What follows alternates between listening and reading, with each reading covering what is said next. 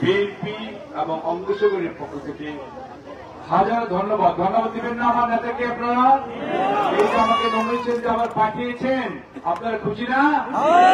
আপনারা খুশি? আমার নেতাকে তো বড় বিরাট ধন্যবাদ দিতে হবে। তার জন্য হাততালি দিয়ে একটা জোরে হাততালি দিতে হবে। এই যে আমাদের কার্যক্রম হিসেবে যে আস্থা এবং বিশ্বাস আমার উপর, এটা আপনারা খুশি হয়েছেন না? খুশি হয়েছেন। এখন আমাদের কাজ কি? এখন আমাদের কাজ আপনাদের কাছে ধানের শীষের ভোট চাওয়া। এই যে মুরব্বীরা আছেন, তরুণ ভোটাররা আছেন, তরুণ ভোটারদের কাছে কিন্তু আমাদের কার্যক্রম হচ্ছে 4.5 কোটি তরুণ ভোটার আছে এবং তাদের কাছে কিন্তু আমাদের কার্যক্রমে ভোট চেয়েছেন না তরুণ ভোটাররা? কি ভাই বলো না কেন? ভোট চেয়েছে।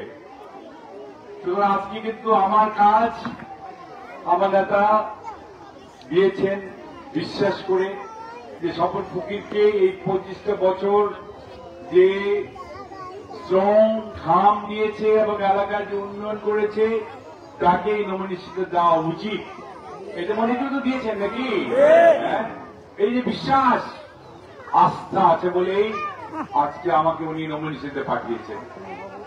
আমি এই জন্য দলের পক্ষ থেকে আমি আবারও আমার পক্ষ থেকে ধনবাড়ি মধুপুরের পক্ষ থেকে নেতাকে সুস্থ সালাম এবং শুভেচ্ছা জানাচ্ছি। আজকে অন্য কিছু আমাদের আরো দু একজন ক্যান্ডিডেট ছিল, আপনারা জানেন 2-3 জন ক্যান্ডিডেট ছিল, 4 জন ক্যান্ডিডেট ছিল। তাদেরকে বলবো যে আপনারা যারা মাঠে আজকে ধানের শীষের ভোট চেয়ে আসছেন প্রায় 1 বছর যাবত, আমরা যেমন ধানের শীষের ভোট চাচ্ছি আমার মা বোনদের কাছে, জনগণের কাছে, আমার মুরব্বীদের কাছে, আমার ওই ভাইরাও কিন্তু আপনাদের কাছে একইভাবে ধানের শীষে ভোট চেয়েছে। এখন আমি ওনাদেরকে বলেছি যে যেহেতু আমার নেতা তারেক রহমান সাহেব নমিনেশন আমাকে দিয়েছে, ওনার নমিনেশনকে সম্মান দেখাতে হবে না, রেসপেক্ট দেখাতে হবে। ওনার ডিসিশনকে রেসপেক্ট দেখাতে হবে, সম্মান দেখাতে হবে। এবং আমার সবাই আমরা যারা ধানের শীষ করি, যাকে নমিনেশন দিয়েছে তার পক্ষে ঝাঁপিয়ে পড়তে হবে না? সুতরাং আজকে যারা অন্য যারা আরো 3-4-5 জন যারা ছিল তাদেরকে বলবো যে আপনারা ধানের শীষে ভোট দিয়েছেন, এখন আসুন আমার তো তারেক রহমান সাহেব নমিনেশন আমাকে পাঠিয়েছে, আমরা এক হয়ে আমরা ধানের শীষের কথা বলি। যারা ধানের শীষকে ভালোবাসেন, যারা আমার নেত্রী বেগম খালেদা জিয়াকে ভালোবাসেন, আমার তারেক রহমান সাহেবকে ভালোবাসেন, তারা আমি বিশ্বাস করি ধানের শীষে তারা বাইরে যাবে না। নাকি আমাদের কি কাজ হবে? আমরা যারা আছি, আমাদের সাথে আমরা যারা আমার সাথে যারা আছে, আমাদের যারা দলীয় কর্মী আছেন, তাদেরকে একটা কথা বলবো যে আমার ওই ভাইদের কাছে যেতে হবে, ওই ভাইদের কাছে যেতে হবে, তাদেরকে আদর করতে হবে, ভালোবাসা দিতে হবে, অন্তরে স্থান দিতে হবে। তারা যেন কখনোই মনে না করে যে আমাদের জীবনে আমাদের দরকার নাই, এরকম যেন কখনোই মনে না করে। তাদেরকে আমার একটা তারেক রহমান সাহেবের নির্দেশ আছে, এটা উনি কিন্তু বলে দিয়েছেন, যারা নমিনেশন পায় নাই তাদের কাছে আমার যেতে হবে, আমাদের সবাইকে যেতে হবে। আমি কিন্তু গতকালকে আমি মোহাম্মদ আলী সাহেবের চেম্বারে গিয়েছিলাম, আমার কোর্টে গিয়েছিলাম। ওনার কোর্টে গিয়ে মোহাম্মদ আলী সাহেবের সাথে কফি খেয়ে আমরা গোলাগুলি করে ওনার কাছে বলেছি, উনি আমাকে কংগ্রেচুলেশন দিয়েছেন এবং উনি বলেছেন যে আমরা যেহেতু নেতার নির্দেশ, নেতা আপনাকে নমিনেশন দিয়েছে, সুতরাং আমরা একসাথে কাজ করব। উনি কিন্তু বলেছে, সুতরাং ওনার অনুসারী যারা আছেন, আমাদের এই ধনবাড়িতে ওনার অনুসারী যারা আছেন বা এই যদুনাথপুরে যারা মোহাম্মদ আলী সাহেবের সাথে যারা ধানের শীষে ভোট চেয়েছেন, তাদেরকেও সবাইকে অনুরোধ করব আপনারা ধানের শীষে চলে আসেন। আমাদের দরজা খোলা, আমাদের 2 হাত প্রসারিত করে দিয়েছি আপনাদের জন্য, আপনাদের আলিঙ্গন করে নিব আমরা। সুতরাং আপনার কোন দ্বিধা দ্বন্দ্ব না করে আল্লাহর হস্তে আপনারা ধানের শীষে চলে আসেন। আমার নেতার চোখে কিন্তু আমি পানি দেখেছি, আমার নেতা তারেক রহমানের চোখে আমি পানি দেখেছি। কেন? এই ধানের শীষের জন্য। আমার নেত্রী বেগম খালেদা জিয়া অসুস্থ ছিলেন, এখনো অসুস্থ আছেন। ছয় বার ওনার মৃত্যু অবস্থায় চলে গিয়েছিলেন উনি। ছয় বার আমরা জানি, আমাদের একবার, দুইবার, তিনবার মৃত্যু সজ্জায় চলে যাই। আমার মৃত্যু প্রায় 6 বার গিয়েছিল। আমার নেতা, আমার নেত্রী বেগম খালেদা জিয়ার কথা এবং ওনার মার কথা বলতে গিয়ে চোখের পানি ফেলেছে কেন? এই বিএনপি এবং ধানের শীষের জন্য। আমার নেত্রী কিন্তু লন্ডনে চিকিৎসা করা দরকার, আরো বড় চিকিৎসা করা দরকার, উন্নত চিকিৎসা করা দরকার। উনি যাচ্ছেন না কেন? উনি যাচ্ছেন না শুধু আপনাদের ভালোবাসার জন্য, আমার মা বোনদের ভালোবাসার জন্য, 18 কোটি মানুষের ভালোবাসার জন্য, বিএনপির ভালোবাসার জন্য, ধানের শীষের ভালোবাসার জন্য। আজকে এই যে নমিনেশন আমার নেতা দিয়েছেন, এখন যারা আমরা ধানের শীষকে ভালোবাসি, আমার এই নেতার চোখের পানি যেখানে দেখেছি, আপনার কি অন্যদিকে কেউ হাঁটবেন? আপনারা কি অন্যদিকে কেউ হাঁটবেন? আপনাদেরকে কেউ বিভ্রান্তি করলে কি আপনার বিভ্রান্তি হবেন? হবেন না। এটি আমাদের দরকার। এই এখন আমাদের একাত্তা হতে হবে, একাত্তা হতে হবে না। আমরা বলি না ঐক্য চাই, ধানের শেষে ভোট চাই। ঐক্যর কোন বিকল্প নাই। হতে পারে একটা জায়গায় 3টে 4টে 5টে করে আমরা ক্যান্ডিডেট হই, কিন্তু নমিনেশন হয়ে গেলে আমাদের একাত্তা হতে হবে।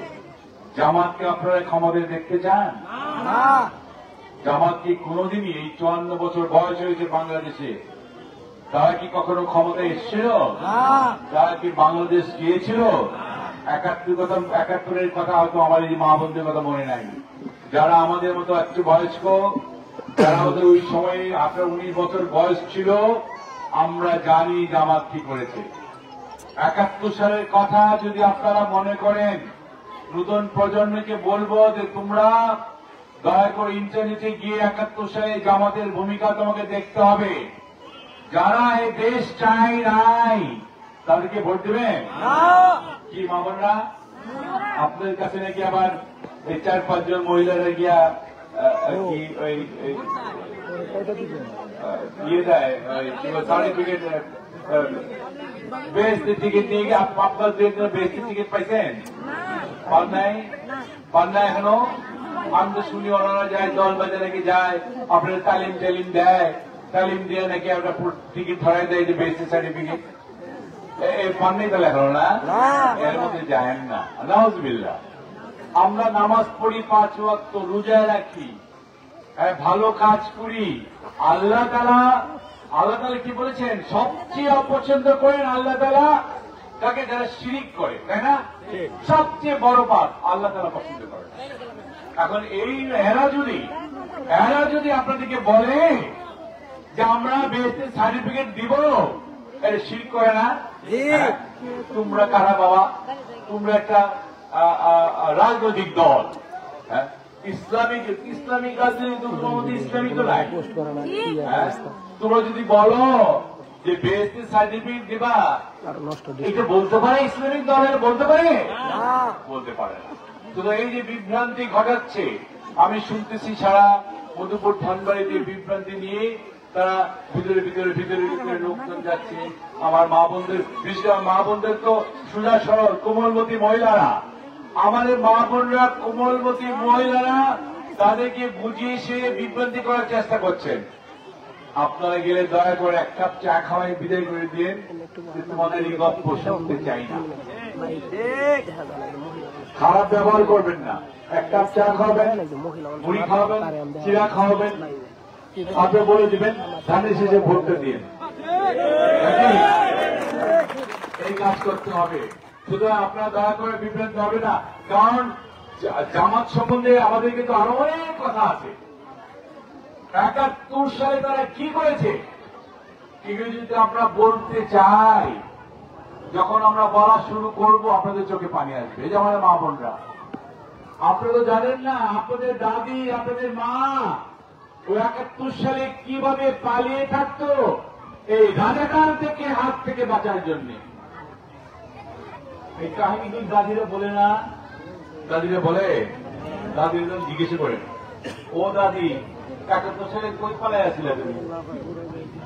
এই যে জামাতে রাজাকাররা ধরে ধরে নিয়ে গিয়ে এই যে পাকিস্তানি আর্মিদের কাছে হাতে তুলে দিত, এটা জানেন? জানেন?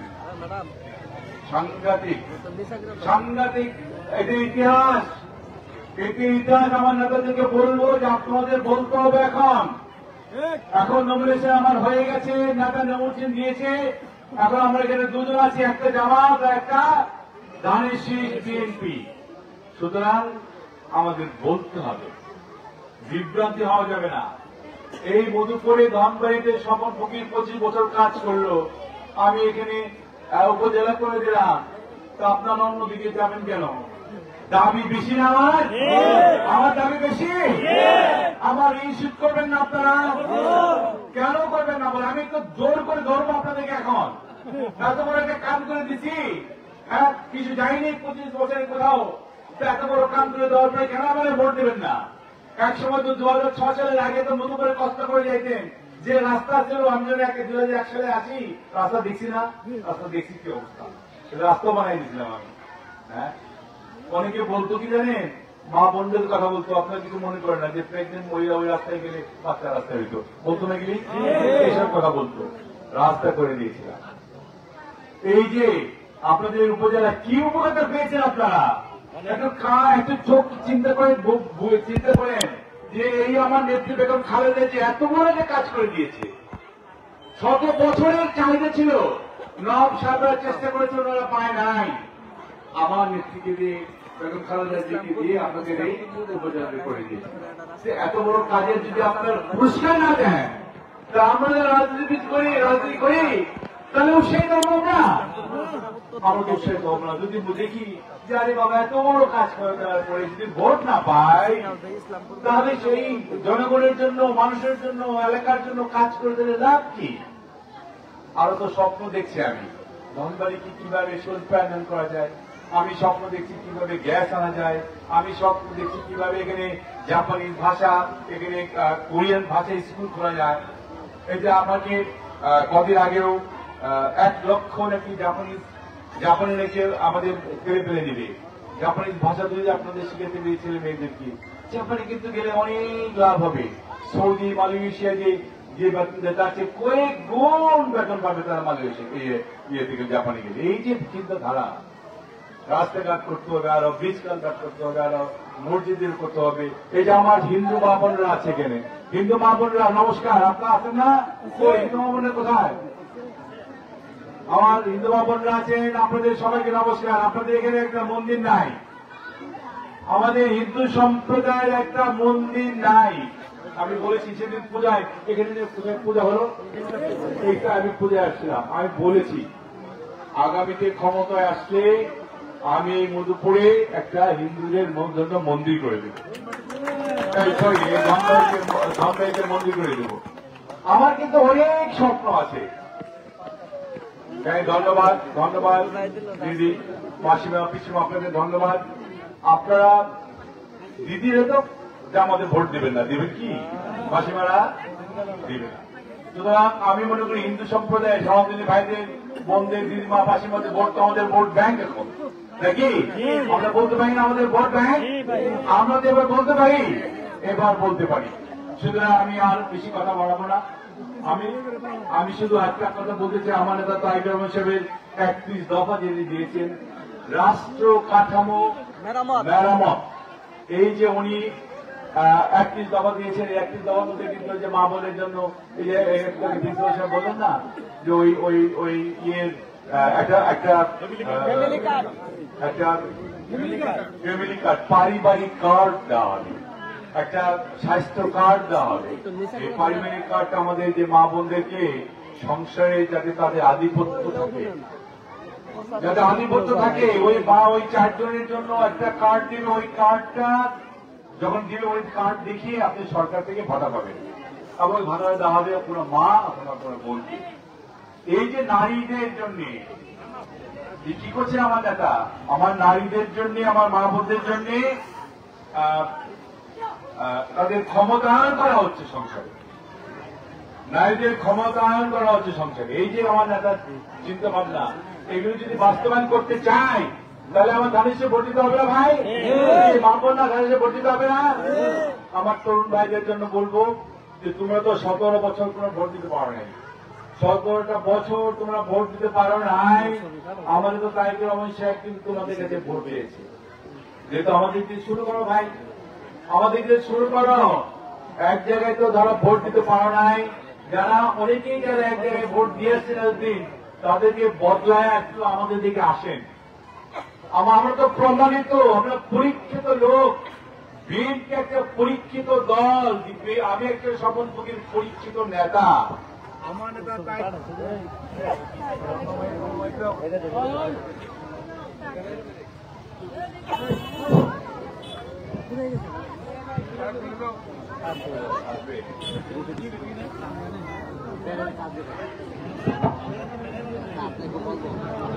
আমার নেতা তারেক রহমান সাহেব তার অনেক চিন্তা ভাবনা আছে বাংলাদেশকে নিয়ে। ওখানে বসে উনি লন্ডনে বসে উনি অনেক রকম রিসার্চ করেছেন বাংলাদেশে কিভাবে এগিয়ে নেওয়া যায়। তার মধ্যে 31 দফা সবকিছু আছে, সবকিছু আছে। সুতরাং আগামীতে আমাদেরকে নির্বাচিত করুন।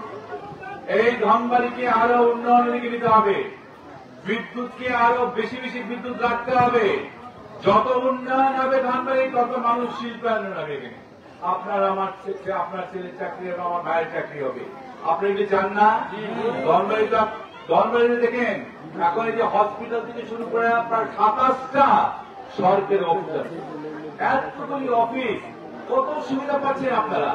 সুতরাং আগামীতে যদি আমার নেতাকে তারেক রহমান সাহেবকে গান্ধী হিসেবে ভোট দিয়ে নির্বাচিত করেন, যদি আমরা সরকার গঠন করতে পারি ইনশাল্লাহ, দেখবেন আরো অনেক কিছু আসবে এই ধনবাড়িতে, অনেক কিছু আসবে ইনশাল্লাহ। আমি বলে গেলাম আমি কাজের মানুষ, আমি কিন্তু নির্বাচিত না হয়েও কাজ দেখিয়েছি। সুতরাং নির্বাচিত হলে কি আরো বেশি কাজ দেখাতে পারবো না? পারবো, সে বিশ্বাস আছে আপনাদের উপরে। আমার নেতা বিশ্বাস করে কিন্তু নমিনেশন দিয়েছে। সুতরাং আপনাদের বিশ্বাস আছে বলেই আপনাদের সাথে কিন্তু কথা বলেছেন, উনি মাঠে জরিপ করেছেন, 10 লোকের সাথে কথা বলেছেন। নিশ্চয়ই আপনারা শপথ ভোগের কথা বলেছেন, তা হলে আমার নেতা আমার কাছে নমিনেশন দিতেন না। ওনার সে আশ্বাস আছে বলে, বিশ্বাস আছে বলে আজকে নমিনেশন পেয়েছি।